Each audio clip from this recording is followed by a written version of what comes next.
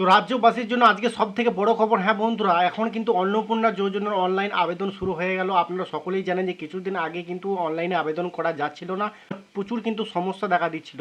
তো বন্ধুরা, এখন আপনারা দেখতে পাচ্ছেন অনলাইনে কিন্তু এবার আপনারা অন্নপূর্ণা যোজনার আবেদন করতে পারবেন। খুব সহজে আবেদন করতে পারবেন। এর জন্য আপনাকে কোনো জেরক্স করতে হবে না, আপনাকে কোনো কিছু করার দরকার হবে না। তো অবশ্যই কিন্তু আপনার ভিডিওটি শুরু থেকে শেষ পর্যন্ত দেখুন কিভাবে আপনারা এই ওয়েবসাইটে আসবেন, সেই ওয়েবসাইটের লিঙ্কটি আপনারা কোথায় পাবেন, সমস্ত বিষয়টি কিন্তু আমি এক্ষুনি দেখিয়ে দেবো আপনাদের।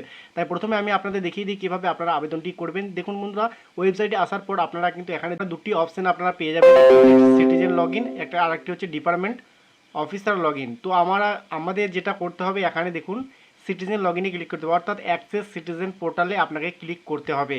তো এখানে যখনই ক্লিক করা হবে আপনার সামনে নতুন একটি পেজ কিন্তু ওপেন হবে। এই যে বন্ধুরা দেখুন, এখানে নতুন পেজ কিন্তু ওপেন হয়ে গেছে, যেখানে প্রথমেই এখানে সিলেক্ট ইউর ডিস্ট্রিক্ট। তো এখানে আপনার ডিস্ট্রিক্টটা কিন্তু এখান থেকে সিলেক্ট করতে হবে, আপনি যে ডিস্ট্রিক্ট থেকে অন্নপূর্ণা যোজনার আবেদন করতে চাইছেন। যে অপশান দেখতে পাবেন এখানে আপনার ডিস্ট্রিক্ট এবং মোবাইল নাম্বার দিয়ে দেওয়ার পর এখানে যে অঙ্কটি আপনারা দেখতে পাবেন, সেই অঙ্কটি কিন্তু সমাধান এখানে করতে হবে। যেটা হবে আপনার, সেটা কিন্তু আপনাকে এখানে বসাতে হবে। তো আমি এখানে বসিয়ে নিচ্ছি 21 এবং রিকোয়েস্ট ওটিপিতে ক্লিক করব। তো আপনারা রিকোয়েস্ট ওটিপিতে ক্লিক করবেন। ক্লিক করার পর আপনাদের রেজিস্টার মোবাইল নাম্বারে কিন্তু ওটিপি যাবে 6 সংখ্যার কোড। সেই কোডটি কিন্তু দিয়ে আপনাকে ভেরিফাই অ্যান্ড কন্টিনিউ করতে হবে। তো এখানে আমার ওটিপি চলে এসেছে বন্ধুরা, আমি ওটিপিটা বসিয়ে নিচ্ছি। তো আপনারা কিন্তু আপনাদের মোবাইলে যে ওটিপিটা আসবে সেটা অবশ্যই কিন্তু আপনারা বসিয়ে নেবেন, ঠিক আছে। 136541, ওকে। তারপরে এখানে ভেরিফাই কন্টিনিউতে ক্লিক করব। তো বন্ধুরা, ভেরিফাই অ্যান্ড কন্টিনিউতে ক্লিক করার পর আপনারা দেখতে পাবেন এরকম একটি কিছু অপশান কিন্তু চলে এসেছে। তো এখানে বেসিক ইনফোতে হেড অফ ফ্যামিলি, প্রথমে আপনার ডিটেলসটা কিন্তু দিতে হবে।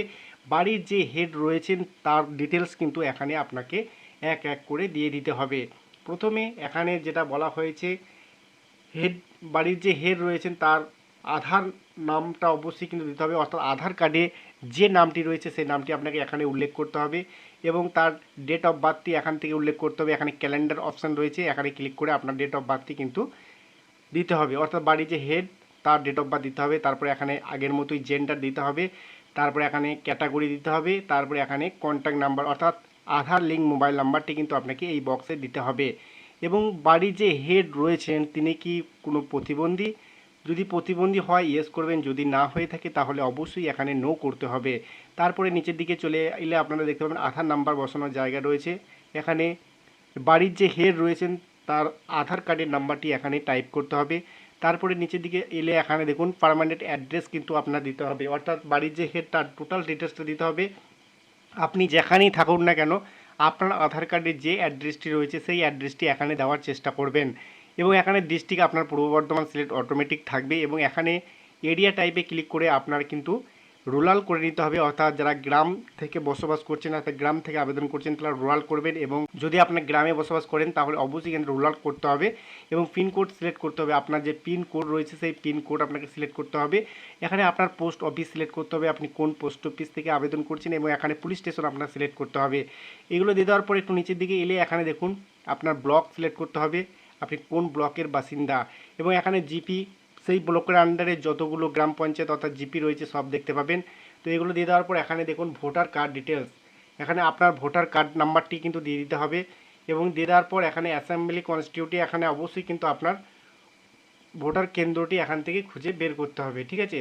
সেই ভোট কেন্দ্রটি এখানে সিলেক্ট করে নেবেন, করে নেওয়ার পর এখানে তার পার্ট নাম্বারটা এখানে বসিয়ে দেবেন। বসিয়ে দেওয়ার পর এখানে দেখতে পাচ্ছেন নেক্সট অপশান রয়েছে, নেক্সট অপশানে ক্লিক করতে হবে। যদিও আমি এই ফর্মটি এখন ফিল আপ করিনি তাই আমাকে নেক্সট অপশানে এখন যেতে দিচ্ছে না।